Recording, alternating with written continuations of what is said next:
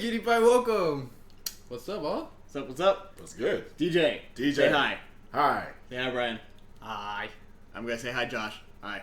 That is a cool hat, I have to say. DJ. Thank you. That is nice. It's still got the sticker on it too. That's what black people do. We don't take tags. Where did you get it? Lids. Duh. Oh, okay. Damn, But I didn't think they were that cool. I had to coordinate. I feel like this is appropriate for the discussion for today. Yeah. Even though none of them were Batman related, but DC related. Yeah. But they were DC and slow. Well, I mean, there's a kind of a Batman thing that we're gonna be talking about. So. Hey, Cutie Pie. What's up? All right. So thanks. before we get into it, just a quick little intro. So, in case you didn't catch it before, DJ, Brian, Josh, we are streaming live to both Africa TV and YouTube. So we may reply to a comment that you don't see because it's on Africa or because it's on YouTube. So that's what's going on. Yeah. Tonight we are going to be talking about what we've been up to the past week. We're going to be talking about Gene Wilder because that just happened today and that was really sad. Yeah. We're going to be talking about some of the DC Rebirth comics that came out last week, and a little bit of a thing that Ben Affleck put up on Facebook today. Yeah. A little teaser. Yeah. That's getting a lot of talk. Yeah. So, turned a lot of eyebrows. I was thinking we would start off today talking about Gene Wilder. Started off. Yeah, let's do that, man. On a slightly sad note. That way we can get away from that and move into something a little bit happier instead of bringing us down at the end. Yeah. So, Gene Wilder was 83, passed away yesterday due to complications with Alzheimer's. I know that he'd been out of the acting circuit for a while, sure. And he'd been having trouble for a while. So, it's never good when someone dies, but at least he's not suffering anymore. 2016 has been a hell of a year as far as celebrity deaths. Yeah, I mean, there's always celebrity deaths and deaths in general and very important deaths, but I feel like 2016 has been pretty full. I feel like. Yeah. Yes. What did he mean to you, Brian? How do you remember Gene? Were you a Gene fan? I was a fan. I mean, it's cliche, but I just remember him most from Willy Wonka. That's not cliche at all, man. I mean, it was a part that really touched. I mean, I everybody. knew he was a comedian, and he had some other, He was pretty He was pretty multifaceted, man. I mean, he could sing, dance, the trifecta. Yeah, he had it all. Yeah. So, how about you, man? For me, I think the first time that I remember seeing him and recognizing him as Gene Wilder was in a movie from had to be the mid '80s called Haunted Honeymoon. Oh wow. Okay. He was a radio host with Gilda Radner. They did a not a talk radio type thing, but they did radio shows. So the radio plays. Gotcha. And him and Gilda Radner were getting married, and so they went to this hotel, and it turned out to be haunted. And then wackiness ensues. Right, of course. He was in Blazing Saddles, right? Yeah, he was in Blazing Saddles. He was in Mel Brooks film. Yep. Oh yeah, that's right. That's what I was trying to remember him. I was like, there was something else he was in that was really funny. Young Frankenstein. Okay, yeah, Holy crap, yeah. He really was. He was also in The Frisco Kid with Harrison Ford, which I always forget about that movie. Sure. I always forget about it. No one, because it wasn't really critically well received when it came out, so it's kind of. No, it's if you followed his career, then you might trace it back. But, yeah, but I think it's not something that everyone knows about. But I think for sure everybody, near and dear kind of regards him as Willy Wonka, the very first Willy Wonka. Oh, absolutely. Nothing against the Tim Burton version, but I guess Tim Burton version, Burton version was more dedicated or more specific to the book. I think a little bit, yeah, because I know Roald Dahl said that he wasn't really happy with the Gene Wilder version because it strayed away from the book so much. But that was back in the day where they were just looking for adaptations to kind of just do, and being, pure to the source wasn't really a big deal at the time. Well, not only that, but you have to imagine that this was in the 70s when effects weren't really up to par with what they are now, so it was probably harder to do a lot of those things that were in the book. Yeah, but arguably, even like later down the line, it's not like, for instance, like Total Recall wasn't necessarily like faithful. Total Recall was completely different. You know what I mean? But there's just so many adaptations that were just done. Have you read I know the enough. short story? I know enough about it for it to be different. But no, to answer your question, no, not completely. So I read it a long time ago, but like in the actual story, which was what was it called? It's called We Remember It For You Wholesale. Mm-hmm. They never went to Mars. Mars was only briefly mentioned in there. Oh, really?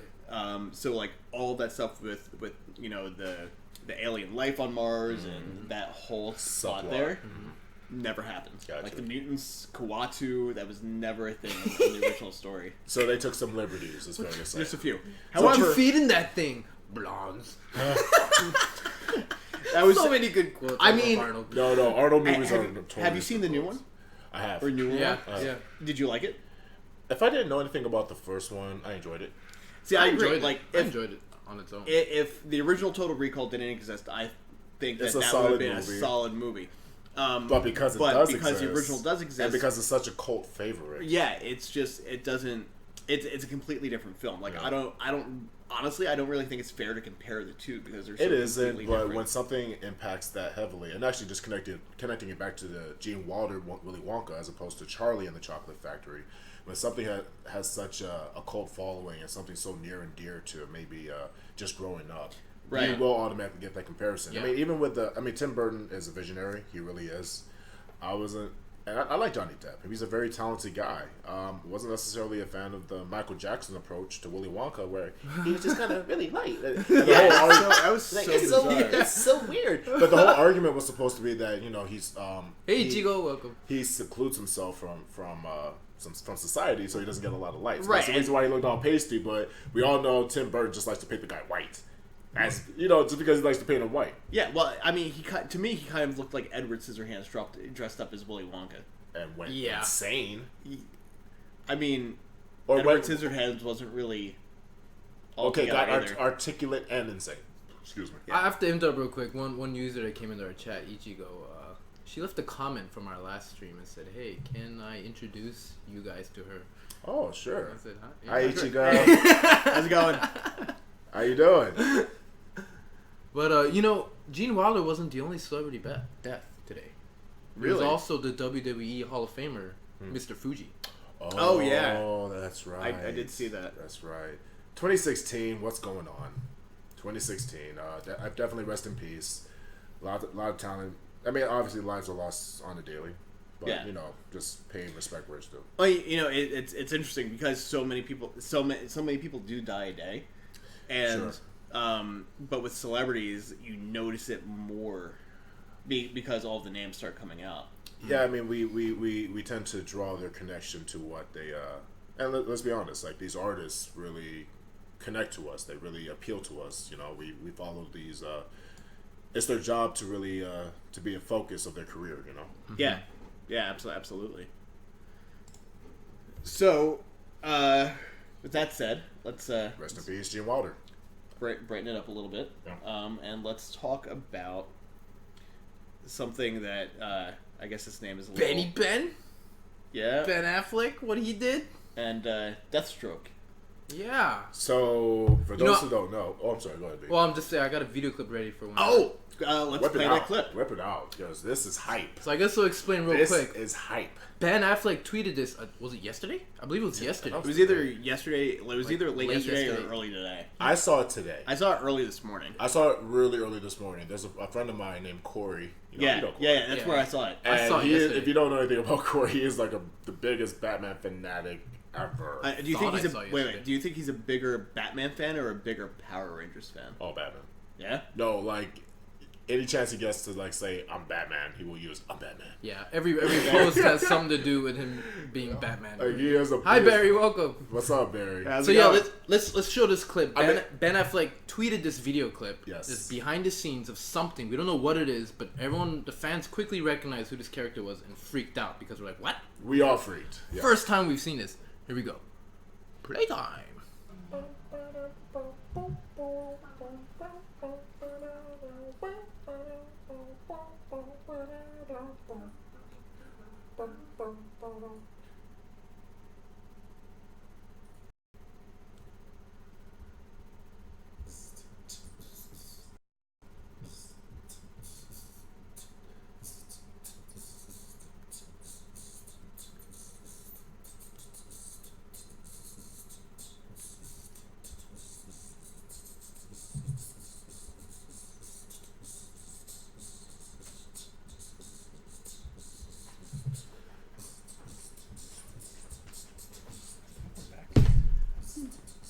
This isn't even playing. It looks like it's playing on the. Kids are retarded. Should we go back? Let me restart it here. Let's go.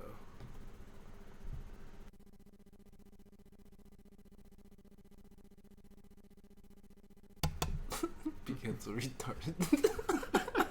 Alright, go ahead. I saw that! I think we're back. Are we back? I think we're back. Oh man, Might that be clip back. was just too hot. I don't believe you. Let me know when we're on. Alright, let's try it. Alright, we'll try to clip again. Yeah, look at that high CPU. I need to get more. What? I'm not. What? I'm not starting until Cutie Pie's here.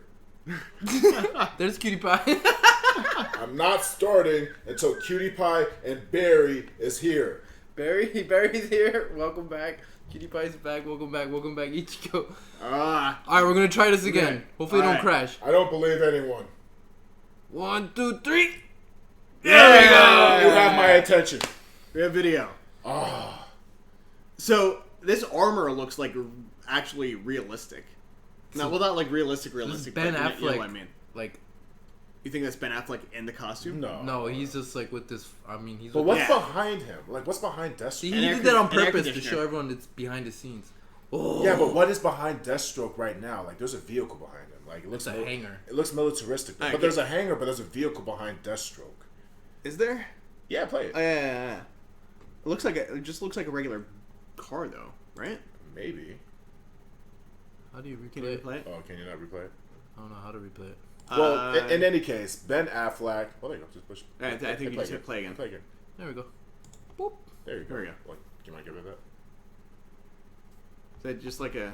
Looks like it might just be. I like thought a, it might have been the Batmobile, but No, it looks like it's just like a Chrysler or something. a Chrysler. I don't. Maybe a Buick. doubt it's a Chrysler. Oh man. But in Oh, any case, man. Ben Affleck posted this on social media.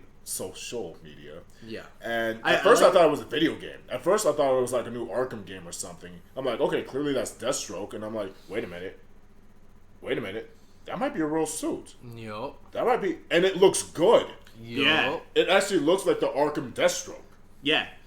Holy balls. I mean, you saw Suicide Squad. We talked Yes. about that. Yes, I and absolutely I mean, have. Deadshot's armor looked really good too. Like, Yeah, it looked practical. Yeah. I liked his mask. I'm still not sure why his eyepiece was on the other side, but is it typically on the other side? it really is. Like, they reversed it for some reason. Maybe Will Smith can't. Maybe he's left-handed. Yeah, maybe. It's a possibility, but I mean, in terms of aesthetics, it's like, come on. Yeah. Come on. Barry asks, "Who is Deathstroke?" I mean, Who wants to break you it know who down? Deadpool is? Basically, Deadpool is a parody of Deathstroke. Is He he? is. Is that It true? is.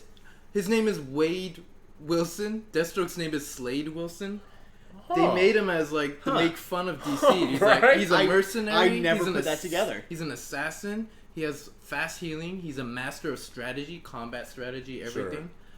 The cool thing about this is he's actually a match for Batman in some ways. No, Because no, he's overmatched. strategic aspect. He's actually 'Cause Batman overmatched. actually has to mentally figure out what he's doing too. Well, and Deathstroke kind of goes after the Teen Titans a lot too, doesn't he? Well, there's a couple of things. That's for what he that. was created for. He was That's a couple things for that. Here's the thing: like Deathstroke was actually introduced as a superior villain for Batman. In most early renditions of Deathstroke, he actually beats Batman pretty well because he's so good, because he is Yeah. an experiment gone wrong, because he's so militaristic, because he is so intellectual that he's able to outclass Batman. But obviously, Batman will. Can't see win my at the end. face.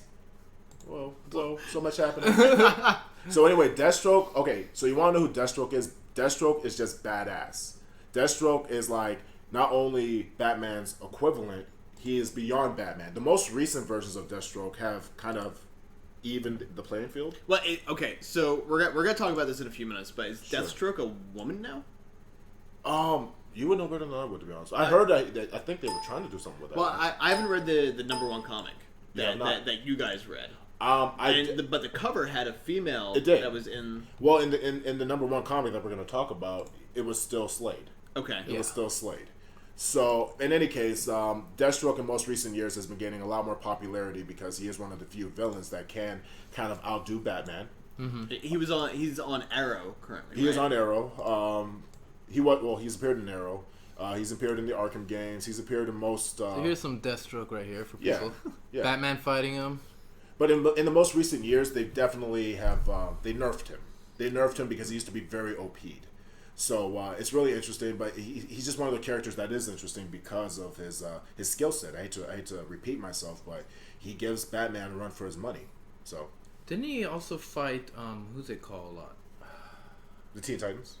Teen Titans. I remember like in the comics in the 80s. Probably not. He was trying to kill the Teen Titans a lot. That was like his main assignment. Well, I remember even in the Teen Titans cartoon, they brought him in. And instead of using Deathstroke, they refer to him by his name. They just called him Terminator. Right? They just called him Slade. No, just Slade, just to avoid the Deathstroke reference. Right. Because Teen Titans was a very kid show. Yeah, Ichigo knows Teen Titans.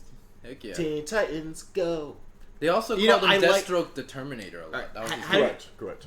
Off topic a little bit. How do you guys feel about Teen Titans Go versus the original Teen Titans cartoon? I'm not a purist. Like, that's the thing. Like, I wish the old Teen Titans show, because the original Teen Titans show was so good. Right? So good. I heard it's good.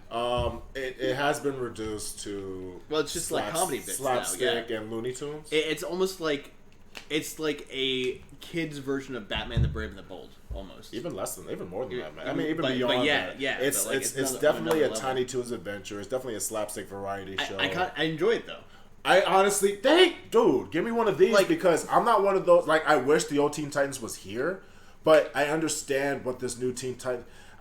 You know what it is? I think there's room for comedy in the DCEU universe. But the original had a lot of comedy too. Yeah, but not like this. I think people have a bigger problem because the old Teen Titans, they're using the old Teen Titans and you know what they used to look like. Right. You know what I mean? If they were to have done like a new fresh Teen Titans, I think everyone has the same voices too. Like it is for sure. Because like Carrie Payton does Cyborg for all of the DC stuff, including Injustice, God's whatever video game. Yeah. But all the direct-to-DVD movies, he was Aqualad. Actually, he doesn't do the direct-to-DVD. He actually doesn't do all the direct-to-TV movies. I know for Cyborg, right? Yeah. No, actually, I think Shamar Moore has done a couple of them. Really? If I'm not mistaken. Yuzi Ichigo thinks she likes the new one more. She likes to be honest, if I had plot. Yeah, but here's the thing. But I will say this about Teen Titans Go: it's entertaining. Oh my god, it's funny. Like, it really is funny. If the other one never existed. Actually, that's a good question. Do you think if the other one didn't exist, would this even do well? I don't know, because for this one, I watched an episode and I was like, this is stupid. I'm not watching this again. And then interesting. I was just watching Cartoon Network one day and it was on, so I just left it on. And it was the episode where Beast Boy tried to convince everyone that he was dead. And then Raven phased him out so that he could walk through things, and they all ignored him. So they made him think that he was dead. She trolled him. And then he's like, "Oh, cool, I'm dead. I can go jump in a volcano and nothing's gonna happen." So he starts going up to a volcano to jump in a volcano, and all the rest of the Teen Titans are like, "Oh, crap! No, we can't let him do that." So they follow him up to the volcano, and on the way up, each one of them dies.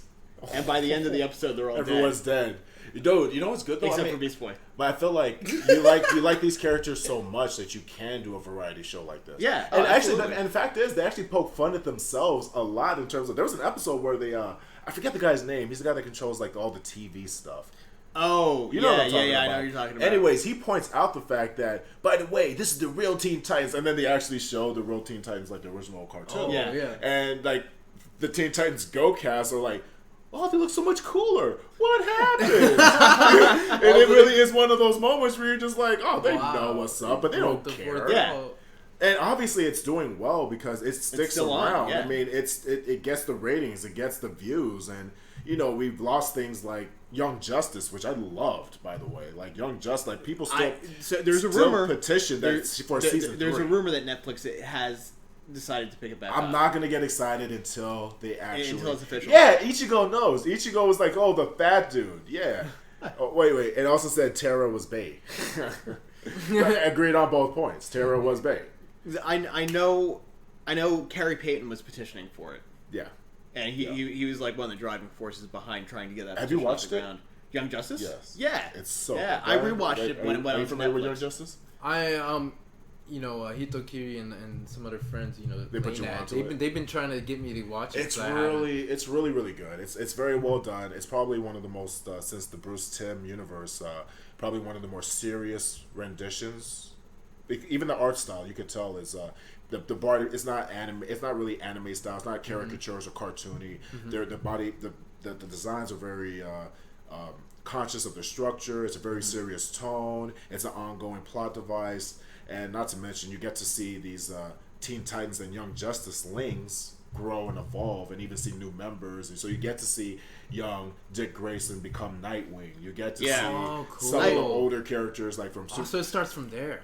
It really starts from a young age, and you get to see them really mature, and even see the new generation. Like the last season, you got to see the Tim Drakes. Yeah, well, the second The season, Impulse versus, I was super iffy with the second Impulse. season when it started up because the second season jumped ahead 5 years, and then they Yeah. added all these new team members. So it was more like teen. It was like Young Justice meets like Young Justice Unlimited. Justice League Unlimited. Yeah, Yeah, exactly. yeah. I was like, all right, this is kind of weird, but like after like 3 episodes of it, I was like, all right, I'm in. No, but that's that. I mean, they did such a good job, and honestly, you get so invested in just their evolution and just the progress, and even seeing the new team members actually adds a lot, and just seeing where the young. You see the young become the teacher, and the teacher, that whole thing. Well, I think It's what really sold it for me was the Aqualad storyline. It was so good, so good. I don't want. I heard Aqualad was pretty boss. This has been one of the best adaptations of this Aqualad because it's not it's not the first Aqualad, it's the second Aqualad. I can't think of his name at the moment, but he has such a decorum about him and such nobility about him. Not to mention, like when Dick Grayson becomes Nightwing, he really is the big brother of the entire team, and they do a good job establishing. Cool. And I'm a fan of Nightwing anyways. Like I'm a big Nightwing fan. I feel like if Bryan ever cosplayed, he would make a really good Dick Grayson or Nightwing. I mean, he could do it with the Flash too, but he would make a really good, because I'm very picky with like the Robin outfits. You want to know why? Because it's essentially like a dinky little mask. Oh, I'm honored, man. Not a lot of people can pull that off. If anybody can pull that off, Bryan can pull that off. Just saying. So in any case, Ben Affleck, Deathstroke, tidbit, little clip, little teaser. All right, so now here's the question for that: is that for Justice League Part 1, Justice League Part 2, or Batman? Or Batman? Are they even filming Batman right now? No, not yet, right? No. So it has to be Justice League. It has to be Justice League. They're not even done with Justice League 1. Unless it's like some kind of promotional screen test. No, that might be. That's a good point. It could be because we do know Ben Affleck is directing the Batman solo flick, and I couldn't be any happier. I mean, again, if I haven't said it once, I'll say it again. Ben Affleck is the true cinematic Batman. Say what you want about the direction, say what you want as far as where it's going. He looks like Bruce Wayne. Yeah. He functions like Batman. I've never seen Batman operate and move so well. That's all there is to it. This sounds kind of. I'll try turning up the gain. Turn up the gain. Turn up the gain. Thank you, Ichigo. How's that? We turned up. Better? How we doing with sound? Oh God. Oh God. That was fine. We're good. Yes, friends, and we have a good. Thank you, Cutie Pie. Thank you, Ichigo, and kiss my ass. And kiss my ass, Bryan, dude. My ear. Why are we Bruce Ling in the ear? Like, so, back to Deathstroke. Not the death of my hearing. AKA, yeah, right. The death, blow of death. So, what do we know so far about Justice League and Justice League Part 2? Just that. Don't make me. We're gonna forget his name again, but we had that one villain that we couldn't think of. What's his name? Which one? The one that we couldn't think of the last time from from the whole apocalypse thing, dude. Remember the horse head guy? See, that's I'm not. That's not what I mean. He has like a. Well, you asked what we know about Justice League. Supposedly, Yeah. that's going to be the villain. That's what I was supposed to bring up. But I mean, so like from the trailer, we've seen that Ben Affleck, like the movie, is him recruiting the different members. So we do know that this is where the Justice League gets formed. We do know off of Suicide Squad that Amanda Waller helps him do that because she hands him folders on all of their cases, which is kind of interesting because cool. Lex Luthor kind of did that same thing, except obviously, well, we don't know what Amanda we Waller, don't know the difference in the information that each exactly. Have. So we know that Batfleck. So wrong I and all. just realized Batman's using a Batman? katana right there. Yeah, no, what Batman uses weapons, he just doesn't kill.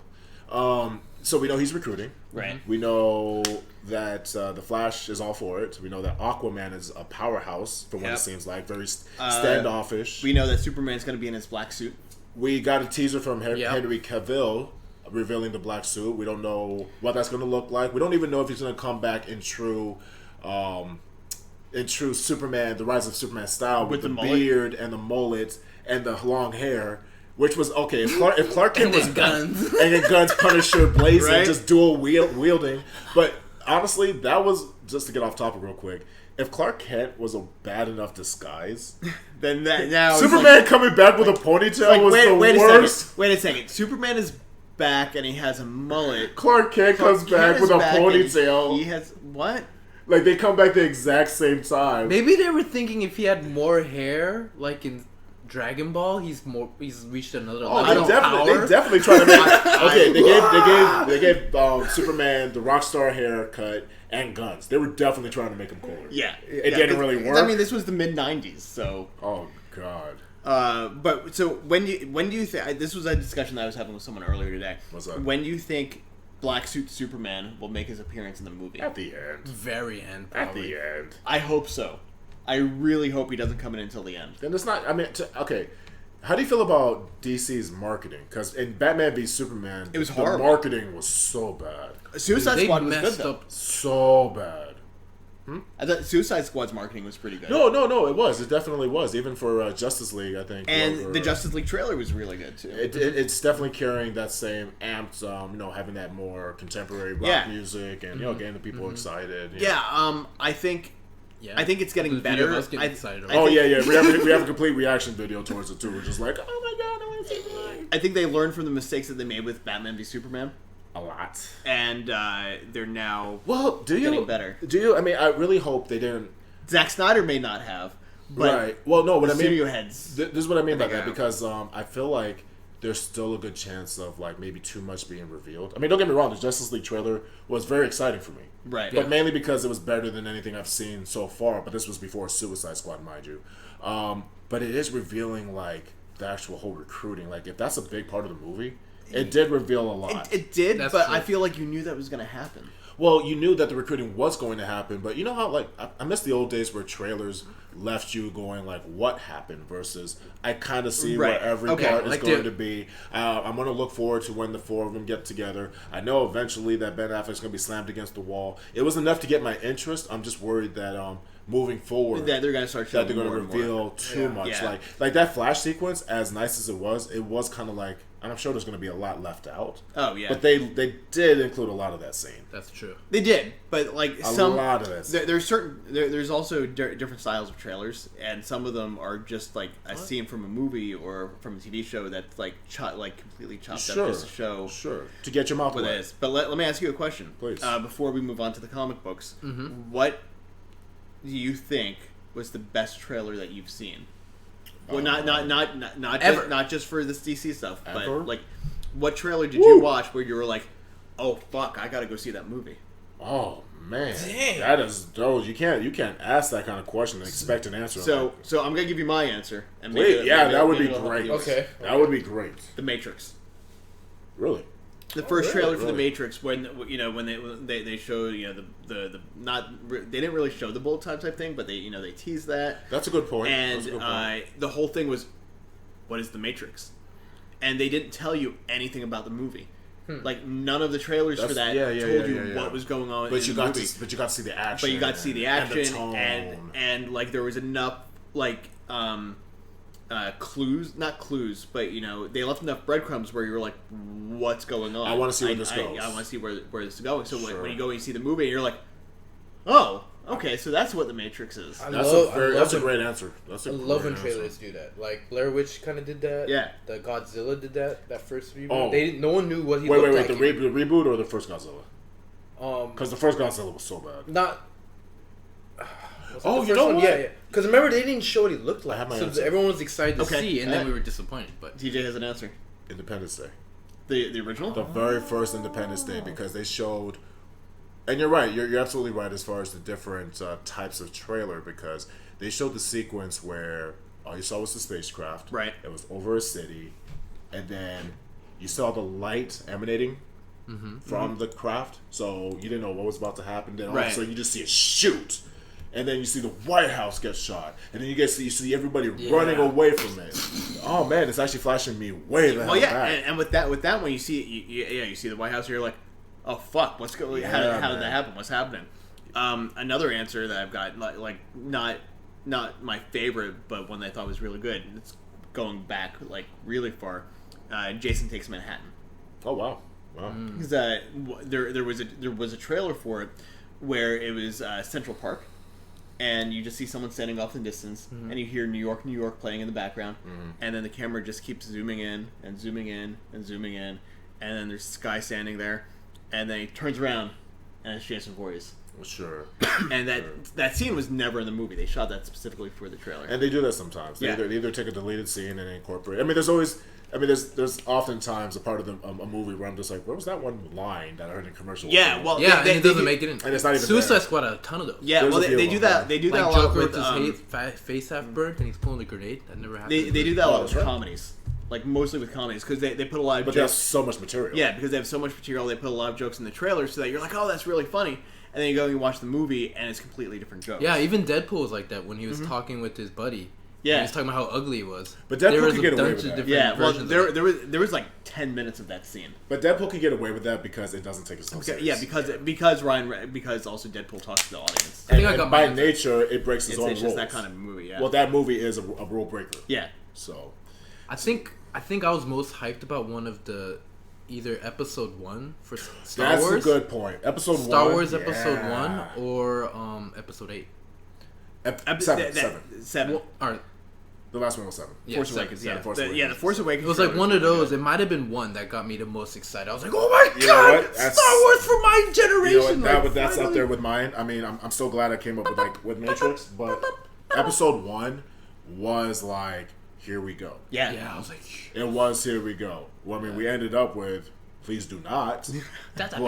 Wait, Misa Jar Jar Binks. I don't hate him as I don't hate him as much as most people. That was just a completely different. Oh, here we go. Yeah. That was a. Oh, here we go. But I mean, it's still. I mean, George Lucas should direct. With all those have you seen the fan theory that Jar Jar was actually the Sith leader? Yes, I've heard every theory to That'd make be that. Cool. That would be I've heard cool. every theory to make that, so like cool. the trilogy, the prequels, that much more better, and it's just not. I mean, I've seen the Phantom edits. I've seen all the.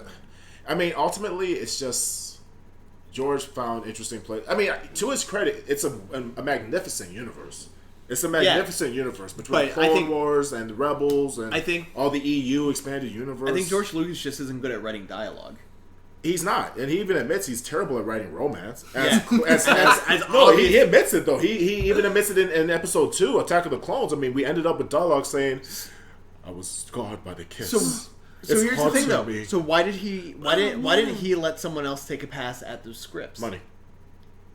Simple as that. It's money. But he had so much. So maybe he wants to keep it. Just kind of let his baby go. I think it was ego at that point because I mean, I felt like. But if he's able to admit that he's not good at doing that shit. And then he does that shit anyway. Like that, it just seems counterintuitive. It seems like it's his, and he wanted to do something with it. I mean, it's to the point where it was enough to let somebody else take the helm. Right. You know what I mean? Which is, I love J.J. Abrams. I mean, it's a shame that he's not going to do episode 8. Yeah. You know what I mean? But yeah, I like was it Garth Ennis? Is that who's doing it? I forget. But in any case, what happened there? Do you know? Where? Why Josh Trank? Why did JJ not do it for the next one? I think it was just like not contractual things, but I think he wanted to kind of Just move visual differences. on. Yeah, I think also like maybe they wanted to bring in different directors for different like movie styles. Well, he was originally like Barry loves J.J. Abrams, dude. Yeah, Yep. JJ's He's great. awesome. I mean, Yeah. he revigorated. I actually was very impressed with Star Trek. What was the last one? Beyond. Beyond, yeah, that But- one was really good. so That wasn't him though. I know. But I was about to say, I was actually impressed by what was it? Who directed it? Justin Lin. Justin Lin, but JJ reinvigorated that franchise. Oh, absolutely. I mean, Definitely set the tone of the lens pace. flare or not, you having the original cast there. I mean, rest in peace to John. I think what excites me even more than like how good Star Trek Beyond was is how that set up like the next movie. Like where now in the next movie they literally can do anything. like go anywhere, do Yeah. anything. Like I they mean, don't have to they're good stick to go. to any type of formula. Yeah. I mean, the fact is, you could possibly go into the next generation and those characters and see a Picard down the line. Little Picard. Like a little but boy that's like that's Picard. real. But that's real. Captain. Yeah, but as much as it was a Fast and like Barry, like as much as it was a Fast and Furious Star Trek, like it still utilized the characters pretty well. It showed the relevance as far as the just the Enterprise and even Starfleet in general, and even the conflict. I mean, and the driving force is always going to be between Kirk and Spock, which is still beautifully crafted, and the relationships with Bones, and there's just a lot. I mean, was there a lot of action? Oh, exponentially so. You know, I mean, even like the female alien and her combative skills, she added a lot to it. I didn't mind the whole Sulu being homosexual, but he was still a strong ass character. Yeah, I mean, why like, wouldn't he be? I mean, I felt that was an unnecessary change, but it doesn't bother me. Sure. I mean, I know there's a little bit of debate because even George Takei even went on the record saying that wasn't Gene. That wasn't Gene's vision. Well, it's not. It's not. But like if that. anything's going to be progressive, I think that should be the character. But I think what a lot of people are saying, and this kind of makes sense. Like this is a conversation that's just like weird. I don't really want to get into like a lot. Sure. But an argument that makes sense from a lot of people is that by making Sulu gay in the new franchise, because he's older than Kirk. Okay. So that means that he would have been gay in the original franchise as well. Because the justification that was used, I guess, was that because this is a different timeline, right? Everything can be different. Right, but what did the age have to do with it? Because he was born before the Kelvin incident, so nothing would have been changed about him. Well, we don't know how far that ripple effect. Because here's the thing. I mean, regardless of if being whatever your orientation is, regardless if it's a choice or if it's by birth. I mean, that's another debate. Right. Well, that's the argument. The thing is, at any given time, I mean, the fact is, if females can bounce back and forth between liking chicks and not liking chicks, guys can too. Oh, absolutely. That's a discussion for another day. Yeah. Well, that's why I said I don't really want to get too deep. And I'm into proud that, because I have had ones that I've never tried dick before. You do now. Do you want to give it a shot and report back to us? Oh, next week? Give it a shot. Oh, it was successful. Good. Oh, that was a report. Like, that was implied. Like, it happened. It happened. And guess what? She's not confused. That's a step in the right direction. Here we go. High five. My man. All right, so let's move on to talking about comics. Comics. All right, so I know Bryan and myself only read 2 of them. What the shit? You gave me homework and I was the only one? Why'd you have to reveal it to everyone? I didn't say it. Your boy did. Your boy did. Don't put it on me. But we've all read different stuff, too. Yeah, none of us read freaking... None of us read good job, That was DJ. number 2. Yeah. Thanks, Barry. Yeah. So, collectively, we read them all. collectively, there was Blue Beetle number 1. Read it. Deathstroke number 1. Read it. Six Pack and Dog Welder number 1. Confused by it. And Yeah, the Hellblazer number 1. Read it. yeah. So, myself and Mr. Bryan here both read. Bad job, Brian. Bad job, Josh. I'll take my slaps. We both read Hellblazer. He read Deathstroke, and I read Six Pack and Dog Welder. And then you read. Can nobody read Batgirl? asses. Well, because we didn't read number 1. That wasn't the reason. No, well, that was the reason for me. Yeah, that I was was like, "Where's number 1?" I didn't have number I was 1 gonna read because number 1. we didn't get that issue. Sure, Josh. So I was reading Blue Beetle on the plane. so let's start off with Blue Beetle because that's alphabetically number 1. Okay. So DJ read all of it. You read part of it. Bryan, you said before we went on air that you weren't impressed with what you read, which is why you fell asleep. Yeah, I was kind of like, Really? I was getting bored. Really? Yeah. Interesting. But I'm also picky about the art style. So what about it didn't you like? I guess I was just clueless from the beginning. I was like, it's issue 1. Well, okay, let me preface this with saying that this is within the new Rebirth series. Mm-hmm. So I was confused as well with like the stuff that I read like, because I don't know what happened previously because I haven't read the Rebirth main comics, which probably explains some of what happened. There were probably other tie-ins in other places that brought into this. Okay, for those of us who don't know, can you explain Rebirth to us? Yeah. Sure. So, Rebirth is the current event that DC is running. Like last year, they had Convergence. I'm gonna get my pay attention post. Marvel had Secret Wars. There was like the Infinity. Their worldwide events. So, Rebirth is the current one that DC is running. Is it a reset of everything? Because I assumed it had something to do with like Flash going back in time and changing crap. So it's kind of a reset, but the same continuity still exists. So it's not like where the new 52 completely rebooted the universe, Right. but this, Overhauled it. overall, right? But this is doing like micro changes here and there. So I know the Flash has something to do with it. Wally West comes back. Doesn't he always have something to do with Micro. it? Yeah. Like anytime something changes, doesn't he? It's like, oh, we messed up. Flash, go back in time. Flashpoint. Change it again. Ugh. Right, but like I believe what they're saying. Spoiler alert, I guess, for some of you if you care about it. Dr. Manhattan has crossed over into the actual DC universe. The now. naked blue man in Watchmen. My wrestler in WWE 2K16. Yeah. So he was running some kind of an experiment on Mars, and he removed What's that say? hope What is from the universe. what? Six-pack and dog. Oh, we're gonna get to that. Yeah, we'll get into and that. guess what? And we that- may not be able to answer that question. That's a very good We question. may not be able to answer that question even when we get to it.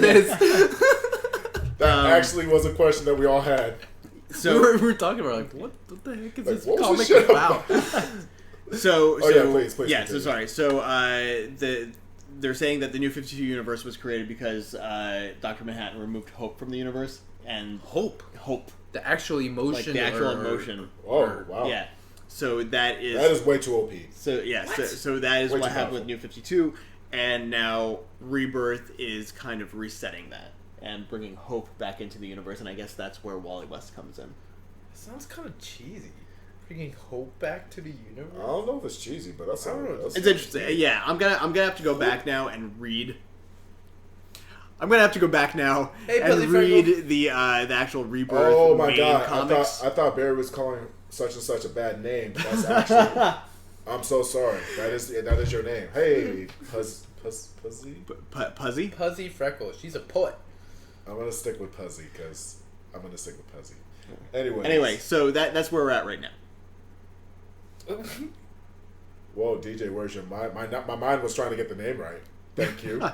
Thank you very much. So we're back to Blue Beetle. Yeah, so let's talk about Blue Beetle. So since you actually read the entire thing, why don't you give me a quick synopsis of what this issue was about? Well, I think it's interesting because I think in most, from what I know about Blue Beetle, I really like the modern Blue Beetle. I do like Jaime. Which Blue Beetle is this? Is this I'm about to get to that. So it is both. It's both of them. Interesting. Okay. Yeah, That's where I got confused because I was like, wait. Okay. So that's why I'm just like in most renditions it's either usually Jaime Reyes, the new Blue Beetle, who is more alien tech, very Iron Man, very for those who know Guyver, very Guyverish because it's a symbiote suit with a scarab attached to his back. It cannot be removed. It's basically kind of like Venom, but a high tech super armor. Okay, the original Blue Beetle, who is Ted Cord. Yes. Ted Cord. Ted Cord. Cord. Cord. Okay, So the original Blue Beetle was a Batman-like character who dressed up, had gadgets, fancy his own. His theme was a beetle. That was it. Like he was. That's the Blue Beetle I'm familiar with. Yep. Yeah. So he was just a very ambitious, very tech-savvy guy in a suit. Oh yeah. So he was a guy in a suit. So in this version, it's almost like a Batman Beyond, but not really, because the original Blue Beetle is still able. He is not extremely old. He's almost like the old guy at the club that never grew up. So he's like, and like encouraging Jaime, but Jaime is still a high school student, and he does not want any of this responsibility. He actually came to Ted for help to remove it. And he ended up being recruited almost against his. It kind of alludes to like he came for one reason, ended up getting way more than he wanted. Didn't that kind of happen in Young Justice? In what sense? With Blue Beetle going to try and find Ted Kord to see what the deal with the Scarab was. Was that Batman the Brave and the Bold? No, it was definitely Young Justice, where he tries to find a little bit more origin, or at least a little bit more connection to the Blue Beetle. Mm-hmm. But in this case, they end up partnering up. So Ted Kord gives him his motif. I mean, as far as Ted, he makes reference to saying like it's destiny that they came together, because he was the Blue Beetle, and here you are with a Blue Beetle on your back, right? kind of deal. So exactly. So it's more like it's like being Batman and finding like a little Bat Kid and be like, oh, this is definitely happening, right? So from what I remember about the Blue Beetle with Jaime and Ted Kord based all of his tech around that Scarab, but he was never able to actually figure out how to use it. Sure. And then was that always I don't think that was always the case, right? I think there was an original Blue Beetle, and then they revamped it so that he helped kind of pave the way for the next Blue Beetle type of thing. Right. I think so. So don't quote me on that, but in any case, so they work as a team. And it focuses on Jaime. They establish Jaime. They establish his family. He's in high school. They establish his friends. And then there's a conflict that occurs. I believe his friends know his secret identity, because I think he mentioned, I'll just keep my backpack with my Scarab, I think they said. But in any case, he goes to fight these metahumans, aka and / robots. And he kind of has a hard time. And as opposed to like talking to Ted, like, what do I do? And Ted having all the answers. Ted is like really fascinated with his tech the whole time. Like, Jaime is getting thrashed. Yeah. And Ted is just like, oh wow, that's and Ted is like, holy crap, I didn't know you could do that. Cool. Like, oh man, you're pretty durable. Oh man, you are getting wrecked.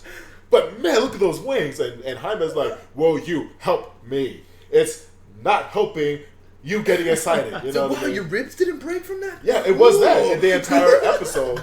I mean, eventually, the Blue Beetle, with the help of Ted, finally helping from the Beetle ship, he does help him out, but from afar. So we never see Ted suit up. It's still Jaime, and it's his story. And what did you think? Did you like it? Like, I didn't mind it. I mean, for our first, would you continue reading? Drum roll. Yeah, I mean, yes, in that, just like we established, this is a new take on Blue Beetle, because now both of them are there. Okay. So if you ever liked Blue Beetle before, I would. Got a mentor. If you didn't like Blue Beetle, I don't know, maybe not.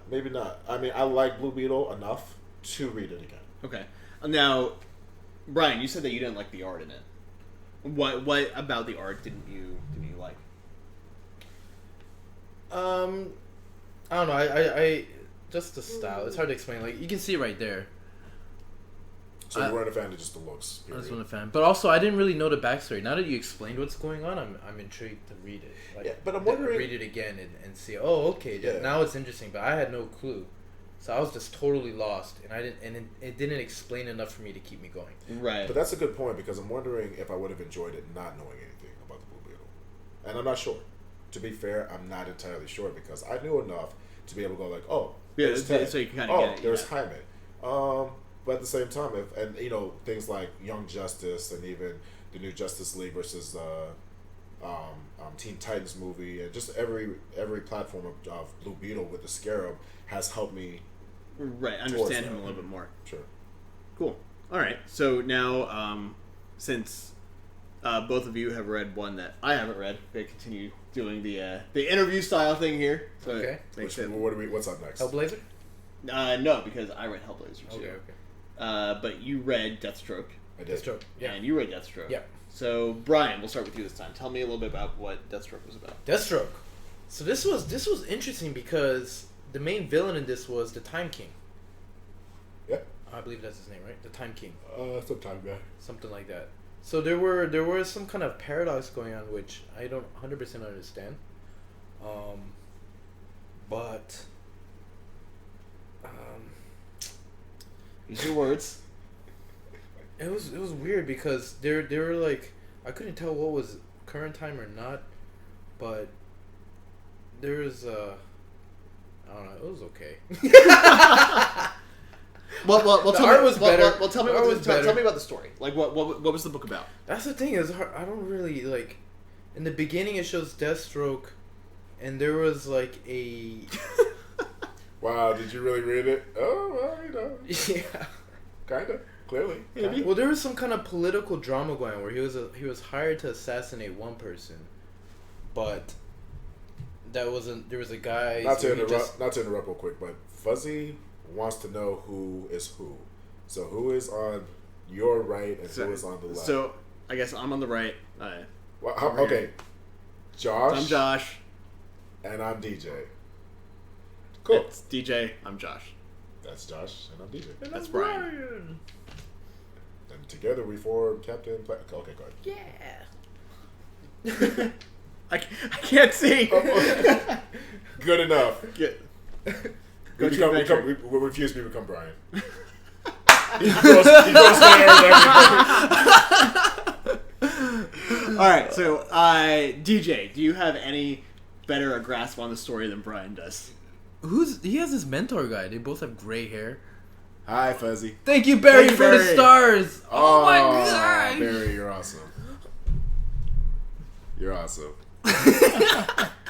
The new Batman chapter, do you mean the next book in the series or something with the TV show? Do it one more time. Which one? The fuse? I can do that. I don't remember all that. That's Hey, okay. got one. Stop moving. Hey. That's gonna be our promo. Right? That's gonna be our promo. Seriously. We gotta like do the whole like leg thing. We'll have to choreograph that. Oh, we nervous. were gonna do something like that. We were. Yeah, that's right. You guys. It was were gonna do be something Brian and a black guy, and they made me Yeah. because I'm half Asian and black. All right, so back to Of course. back to that thing. DJ, Yes. Deathstroke. The do you issue. yeah. Well, basically, I mean, I forget. There was a sex I'm mad scene. because I forget there was a sex scene. I'm mad because they remember I that. forget his partner's name, but it's about Deathstroke and his partner, and they actually I think they did a good job as far as like establishing their I didn't know relationship. he had a partner. Yeah. That was. I thought I was like, who's that guy? His like trainer, like his mentor. But Well- then apparently the lady trained him. His well, wife. well, he's somebody he trusts, and you get to know that they work in tangent for many years. It's the chapter is actually a rescue mission. Come to find out, you get a lot of backstory. It's told in segments, and it is about the time villain. Forgive me, I'm not really huge on like a lot. Like, of is this the guy that has the clock, like the watches, or like a time travel? Yeah, and he's clocks got all all these over him. He clocks has, like, all clocks over him. all over him. That kind of turned. I was like, is it the guy that was on the stupid. Flash? Huh? Is it the guy that was on the Flash Arrow crossover last season? I'm not sure though. I can't remember what his name was. So while you're remembering that, so I'll look it up while you're explaining that. So The clock it is a backstory between Slade and his partner. We established that Slade was a really good soldier, a really good father, just really good at what he does, a really good assassin, and they established that right away. They even show his partner's evolution with Slade. They pretty much just show how he operates. There's not a lot of plot beyond that. Yeah. But you get to see how skilled he is because you get to see it's an assassination story in the truest sense because they show who needs to be who's responsible for what job. This person is contracted to do this. This person is contracted to do this, but not that. But this person plans on betraying this in order to for their own objectives. You know what I mean? And at the end of the day, Slade Rex, he kills it. He really does. He does a good job. He is able to save the day. And then we have another plot device moving it forward as far as something to do with his suit, and that's where the story ends. But I think they did a good job as far as making Deathstroke likable. There's actually pretty good subtle humor in the episode too, or in the issue as well, because there's a lot of bantering between him and his partner, and little subtle humor where it's like, "I've been captured for over a year. Where the hell have you been?" And then Slade's more like, "Well, golf mostly."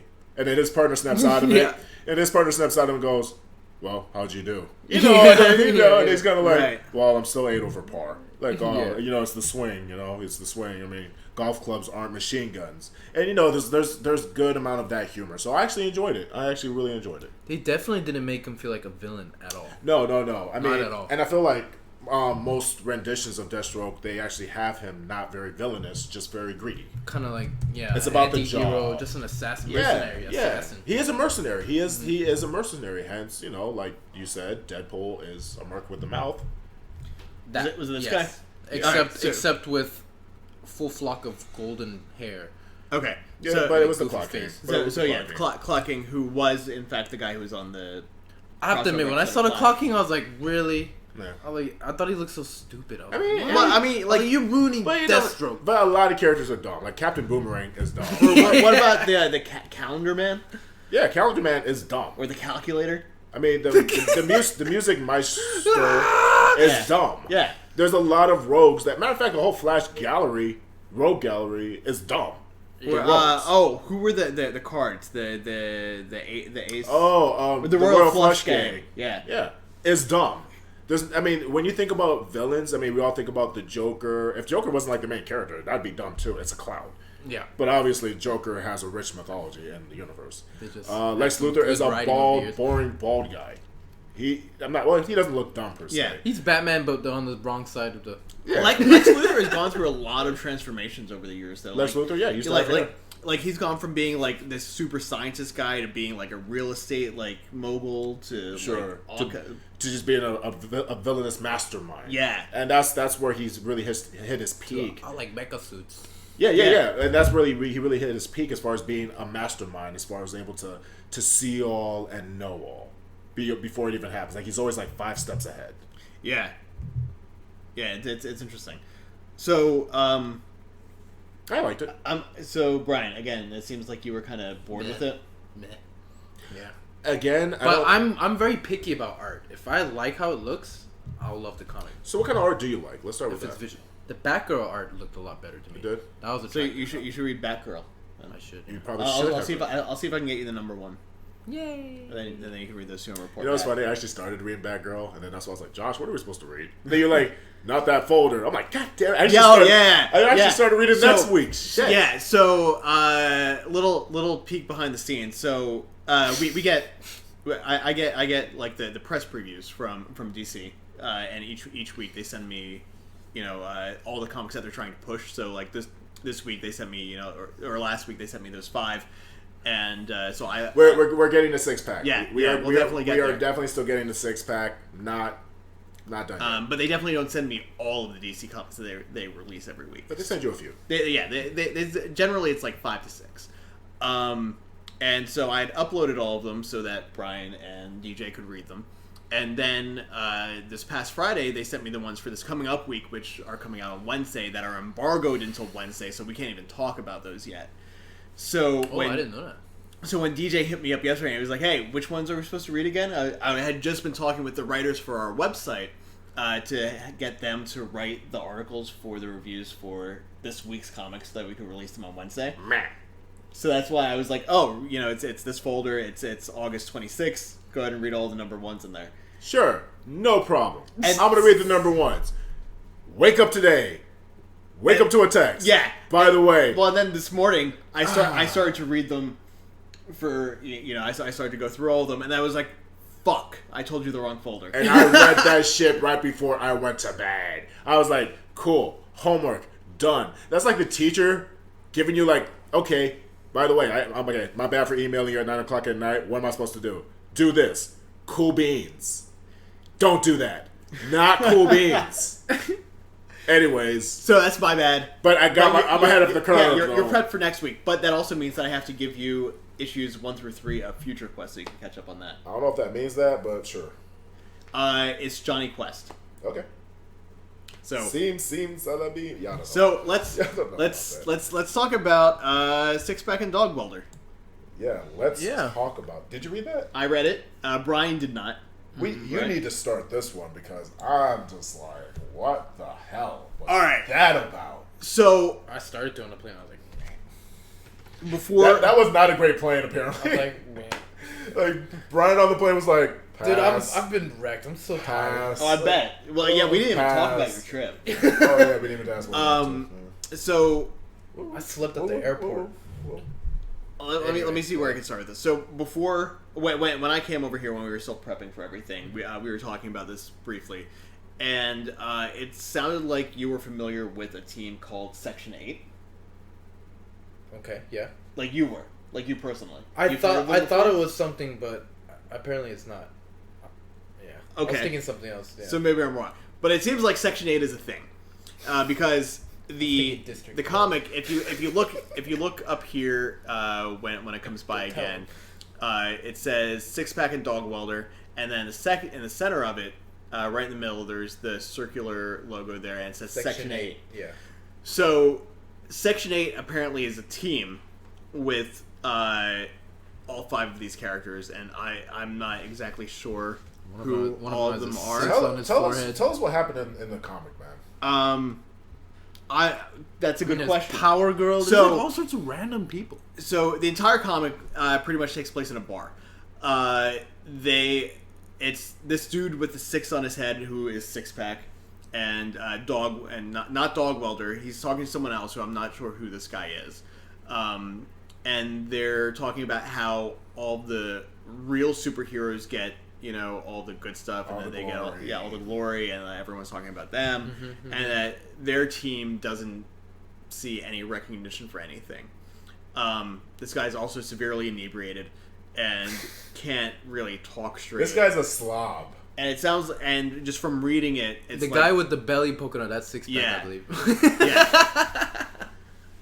And all of them are kind of really garbage paley. Like these are like the garbage pail kids of the DC universe. cool. yeah, no, seriously, they look like they're overweight. They're nothing like, and I think they're hanging out in a superhero pub. Yeah. Just Just like like Catwoman is smacking someone in the butt. So and that's the thing. We have cameos from Catwoman, Power Girl, Starfire. And a character called Guts, who's part of... Well, Guts is part of, I guess, the Section 8 the Section 8 team, or whatever. Team, who is literally just a pile of guts. It's like if someone, like disemboweled me, and, like, my guts became self-aware. Yeah. It's basically your innards with a conscious. Yeah. No body, no flesh. Who is... and no Guts, skeleton. Wait, and they're one being. And it's Guts, not like the stomach is one person. No. No, It's like it's all like of your one- innards yeah, with just no all legs, together. no anatomy. So like the intestines are bit. It looks like a big Metroid brain. Yeah. Okay. And Guts is dating a guy named Bueno. Because that's all he says is bueno. Who is Racist. like this fat slob of a guy who wears a trench coat and a black Speedo. And can only say bueno. And he goes, Bueno. And Just like that, Josh? Bueno. I don't know if that accent was there. Okay. I mean, it's Spanish, so bueno. I don't know. His name's Cactar, by the way. He's from Final Fantasy. Oh, are we talking 7. about the cactus? And then there's Baitor, who's like a sandworm from Cactus Beetlejuice Man is her favorite member of China arms and 42. legs. He does And- 1,000 needles. Cactus Man gives you thumbs up. And Dog Welder, who is a guy who walks around with a welding mask and a puppy and a What welding gun. was that subplot about? I Is don't he part know, of the but crew? apparently his power is welding dogs to people's faces. Oh my goodness, is that what that was? I guess that wouldn't be as glorious. I mean, what superhero. else? What else would he do with the name First like of Dog all, Welder? the words welding and dog should not go in the same sentence. But he's a dog welder. Oh, there was a really weird. Okay, that makes sense because in the opening they imply a lot of this backstory with there's an African American family and there's a woman and 2 kids, a boy and a girl. The wife and the man, the situation is you could tell he's the new stepdad right. to these kids. He's her recent husband. Right. And they have this whole discussion as far as hoping that he's not buying the kids his love, that he doesn't have to do that. But the kids are very happy. Yeah. Not because not only do they have presents, but you could tell that they really like him. Right. So, it's not really a big focus, but they do introduce this family. And then you see a welder man just like on standing the outside observing all this, and you can tell he's connected to it somehow, and then it really alludes to the fact that this is their kid's father. Kind of. Right, but then there's that line where he's like, well, maybe I should buy them a puppy. And the mother is like, no, puppies, don't even mention you know that what? word. I No didn't puppies, get no that. dogs. I didn't get that until then. I mean, it alluded to, like, was he the father or just that he did something to him? I assumed it was father because of him creeping. Or another sibling, maybe? Well, in any case... I don't know. In any case, you see later on the 2 kids that were very happy receiving presents have huge scars on the side of their face. So you telling me that now cleared that whole thing up. Right, so he's trying to weld the dog to their face. The wife, the mother... Yeah, right. It's like this is such such a weird comic. Yeah, I don't understand that. So I don't even know if it's going to get better, but I don't know. I don't even know why those cameos happen. Really. So I think I can summarize the entire comic in 2 sentences though. It's this team sitting at a bar talking about their team not getting enough recognition and just going on with their regular everyday life. And then the Spectre comes in at the end. And then that's it. I can sum it up in 1 sentence. What the fuck just happened? Yeah. So, there was, really nothing that happened in this issue. There was a lot of talk about, random stuff, and then the Spectre comes in at the end, and he's like, I will get you.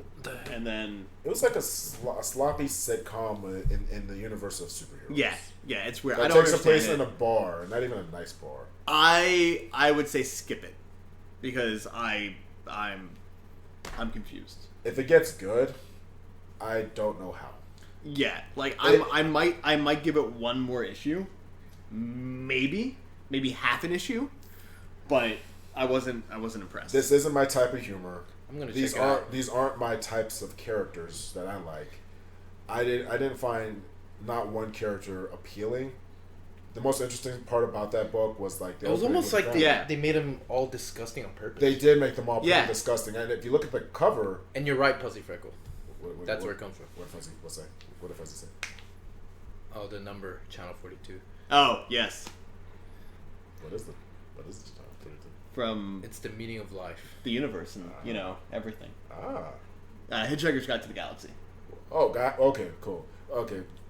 Yeah, I should. That was off. You should know that. No, I shouldn't. I'm just a visitor. I was here for dinner. You guys just told me to sit down. Just randomly walking by, we're like, "Hey, come here. Hey, you, come. You have a Batman hat." By the way, that's Bryan's skills with females. Hey, you, come. That is Bryan's game. That's great. Hey, you, come. All right. So let's now talk about the one that we actually all read, Hellblazer, number 1. Because I'm too cool and they need me to do the fuse. I like your style, Barry. I like your style. So, DJ, Hellblazer. Swamp Thing was in it. Give me a rundown. Yeah, Swamp Thing was in it. I was not expecting Swamp Thing. I was like, so before you got here, Bryan and I were talking about this. Apparently, Bryan is not familiar with Justice League Dark. Oh. Just as I'm a DC heads up. That's okay. Yeah, no. I'm not even the most versed on DC. I just know. I know what I know. I know what I know. So where we're going with this? So rundown of Hellblazer, just basic. It's a John Constantine story. Well, John Constantine is Hellblazer. I know. That's what I'm saying. Yeah. It's a John Constantine story. Honestly, not a lot happens. Not Keanu Reeves. Definitely not the Keanu Reeves. He looks a lot more like Matt Ryan. But it is the same character. It is, yeah, in spirit. Similar. Well, in name. In name. Yeah. It's not a lot happens. It like literally not a lot happens. It just kind of gives you a backstory as far as the world, and that Swamp Thing calls John for a favor. Then we get a little bit of backstory as far as why Swamp Thing, or why John owes Swamp Thing a favor. Right. And then at the end, he returns the favor by setting Swamp Thing up with a girl that could help Swamp Thing. And then that's it. Yeah. Yeah. So not a lot. And you don't know what. Not a lot happens. I feel like that's like a recurring theme with like, it sounds like Blue Beetle was the one that had the most going on in it out of all these comics. If I didn't know any of these characters, I don't know if any of these books would have like turned me onto them. That's probably why I was so like meh. Kind of out of it. Because I don't know. I admit that I enjoyed Blue Beetle a lot more because I have an idea of who the Blue Beetles are. Right. I admit that I was even remotely interested in Hellblazer because I have an idea of who Swamp Thing and John is. I might have enjoyed Deathstroke with or without knowing Deathstroke. But it's really hard to not know Deathstroke. Right. Just like it's really hard not to know Batman. So, reading through Hellblazer, it seemed it jumped around in time a little bit. Like there was a point where Constantine was like, all right, in order to understand what's going on now, we've got to jump back. Yeah, we have to flash back a couple of months. But then they never said that they were going out of the flashback that I can remember. So it just kind of jumped into a scene. And I was like, oh wait, that's... Well, to be fair, Deathstroke did the same. Well, no, Deathstroke did the same thing, but then again, Time Guy was there. Yeah. I was a little confused. Like I enjoyed this issue, but as far as like, and I was able to figure it out, but like it was a little distracting. The transition wasn't because the transition from what was happening in the past to what was happening currently didn't flow well. No, I can see that. No, actually, you know what? I do see that. Because there was when they were explaining the favor. After they got done explaining the favor, I realized they were explaining the favor. Yeah, exactly. That's a good point. I don't know if it like knocked me out the game per se, because it was very much an exposition issue. Right? Yeah, exactly. And that's how I kind of felt. Yeah. So it wasn't terrible, but at the same time, if it wasn't for me being familiar with these characters, it wasn't anything that would. It was heavy exposition. It wasn't anything that would make me go like, oh wow, who are these guys about? Right. It was more like a buddy episode that I felt like it would have been like in episode 5 or something. Right, yeah, and I mean, one of the things I liked about it was the fact that, Constantine was like, all right, so this chick's going to hook you up. I can go now? Cool. Yeah, that's like, what it is. He's just like... And the next shot you see him, he's naked sitting. Yeah. Like, favor done. Bye. Boom. But because that's kind of who Constantine is, though, too. Yeah. They did a good job of painting that, because I knew of John Constantine mainly from the movie. Okay. And I loved the movie. You I watched the movie like 10 times. You look like freaking Keanu Reeves. That's the reason. Jeez. Whoa. I know Kung Fu. I just loved Show it. me.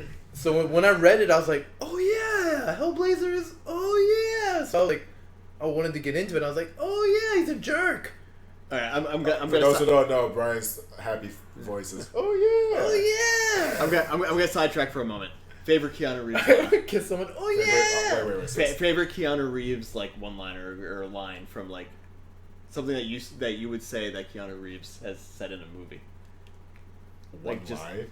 Yeah, one line. Yeah, just one line. Like something where like when people are talking about Keanu Reeves, you would do the whoa, or I know Kung Fu. I feel like those are you kind of like not the first. Oh, so besides those. Yeah, besides those, Whoa. or if it is one of those. No, I mean it shouldn't be one of those. I feel like that doesn't count because it's too obvious. Yeah. So let's besides. I mean, you've got Bill and Ted. You've got tons of movies to choose from. What's that one in John Wick? He's like killed my dog. Something to do with the dog. See, mine is from John Wick. Yeah. That is so. But you know what? John Wick has so many good lines. John Wick is good. Oh for me, God. my John Wick line is people keep asking me if I'm back.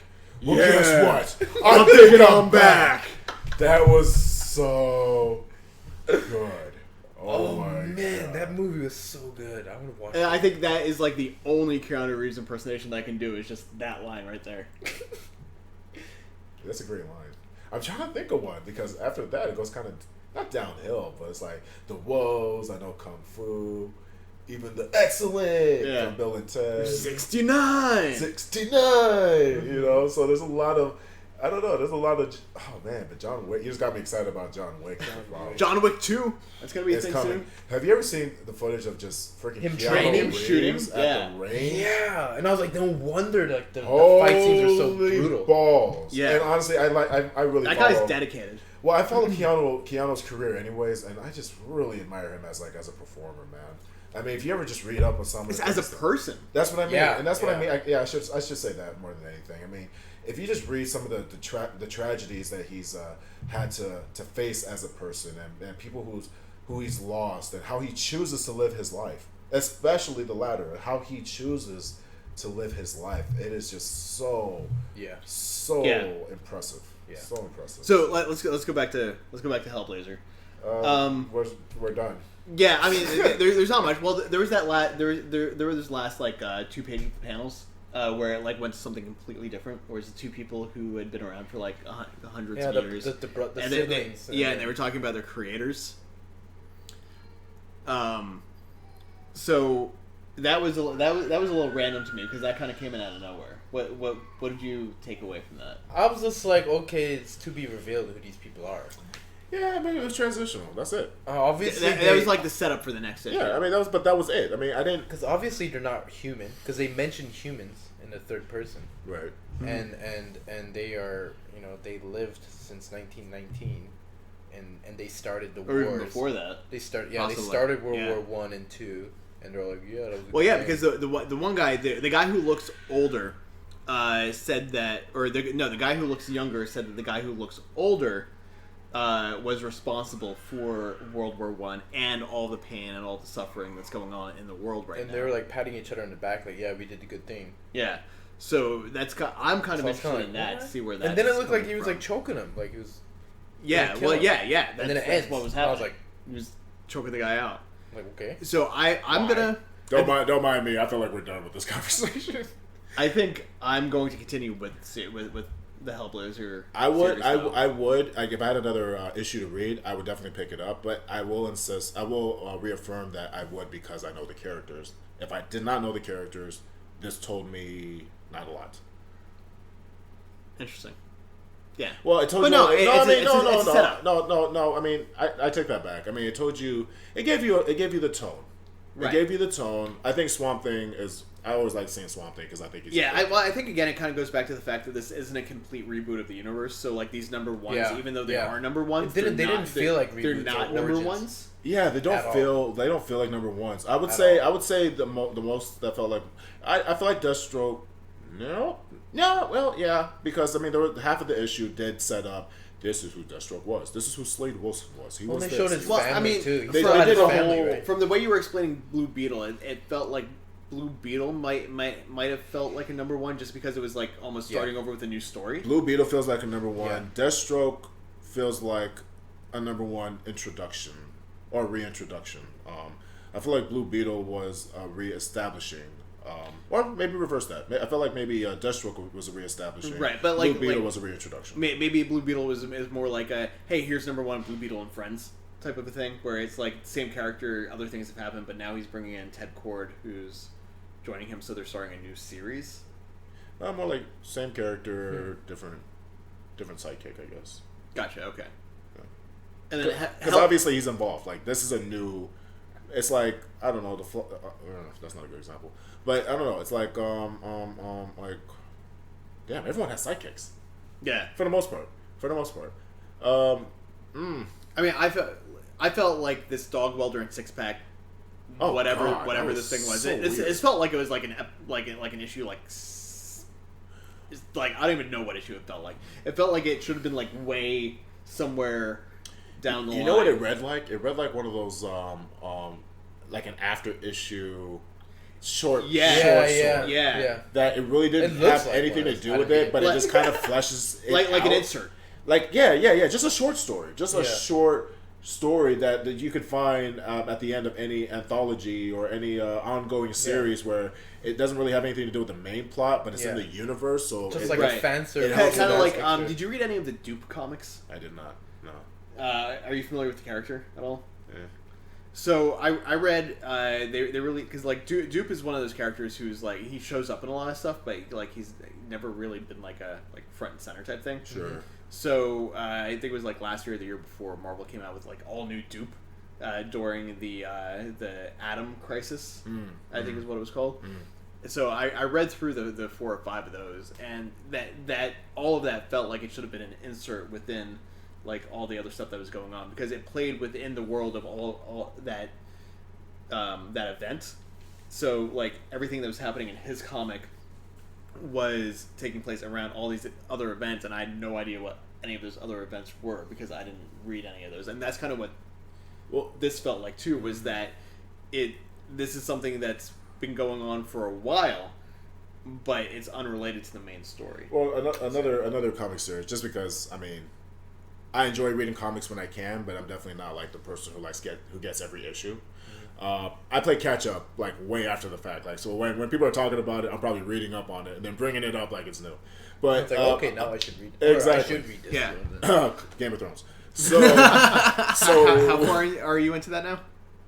Game of Thrones. So, in anyways, You didn't start yet. okay. So, but no, like Power Rangers, the comic book does that. As far as after the Power Ranger issue, they have like a little short story about Bulk and Skull, and it doesn't have anything to do with it. Yeah. But it's there. I even read the Udon Street Fighter series, just because I'm a big Street Fighter head. I love fighting games in general. Street Fighter, the series, that had a lot of short stories at the end of their issues, and it was always different art. It was always like a very different feel. It was very connected but disconnected at the same time. And this entire issue of Six Pack and whatever the hell it's called felt like a long short story to a better story that could exist that wasn't that. Does that make sense? Yeah. No, I get it. So it totally felt like it's not necessary to read. I don't As if they were in a universe that had some kind of continuity. I don't understand the audience. Like, I don't understand. But then again, people like different things. So I shouldn't judge. I definitely shouldn't judge. It was just different. Not my taste. Yeah, I think if I had been familiar with the characters... Are they existing characters? I think so. Okay. I mean, they would have to be, because this like Should definitely. Let's Google it. Should they really be? Because I'm treating them like, well. Puzzy Freckles shares, my introduction to comics was in Mesquite, Texas, where my dumpster diving brother found a trunk full of really old comics. That's an awesome story. Some other person's trash is somebody else's treasure. Mm-hmm. All right, so this explains a little bit. Sorry. Does it? Section 8 is a fictional superhero team in the DC Comics universe, obviously. The team first appeared in Hitman number 18 in September of 1997 and was created by Garth Ennis. So I think that it was created by Garth Ennis kind of explains... No, it explains it. I still don't understand how this got greenlit. The team's name is a pun on the military designation Section 8, which means mentally unfit for duty. So that kind of does explain it. Okay. Might be good for some.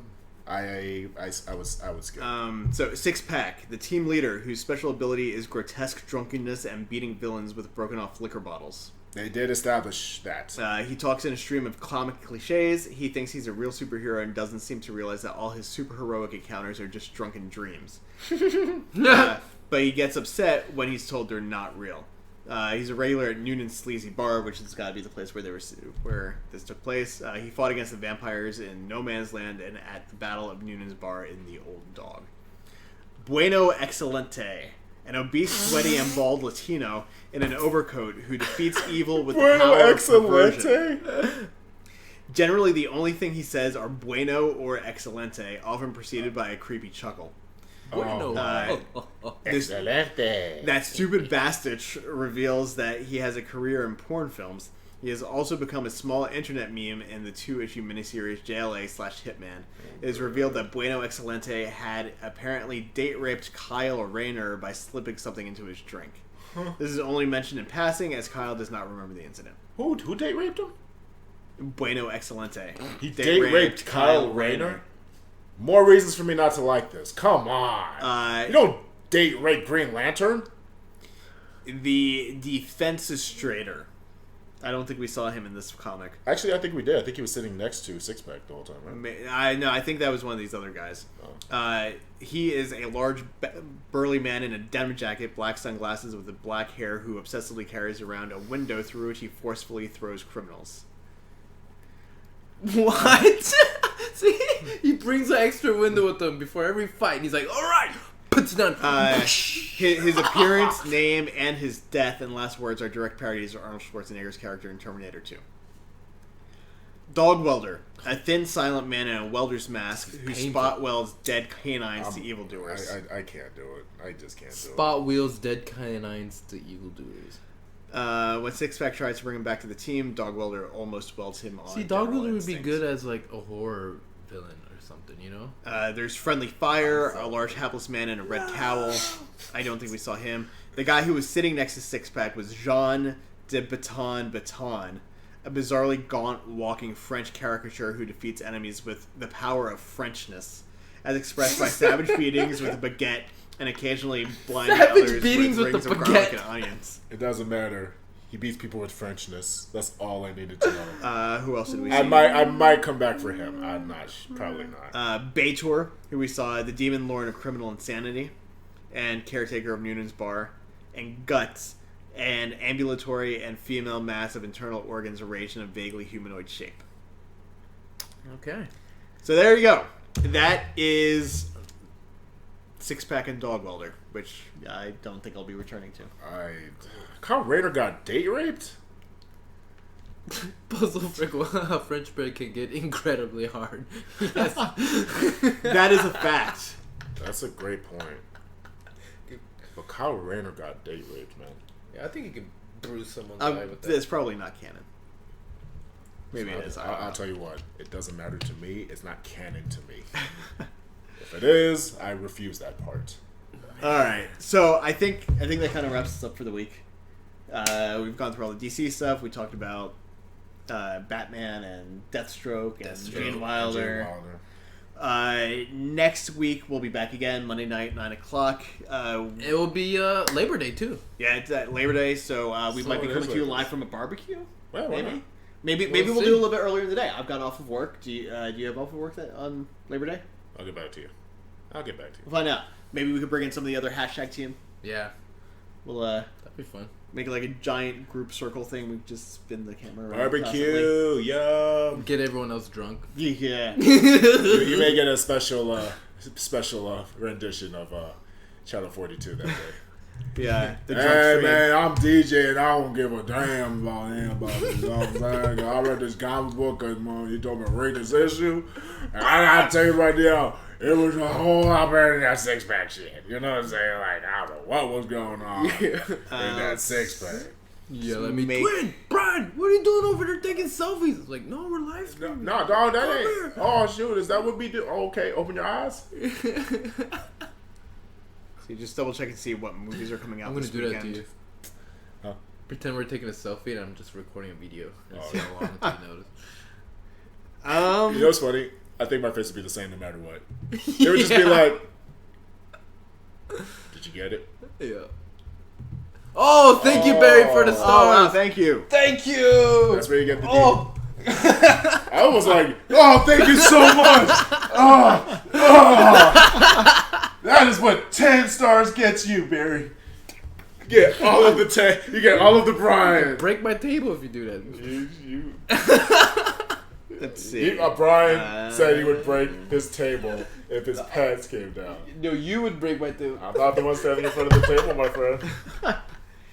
The corner. Yeah. Oh, ouch. Let's not talk about... Dang, Barry. Barry's like, dang, calm down, DJ. I didn't do it. He said it. That's not cool. Why am I getting the rap? Hey, you interpreted what I said in that way. I did not. Wow. I explained it to our audience. Thank you. Yeah. So maybe we'll go see Morgan this weekend.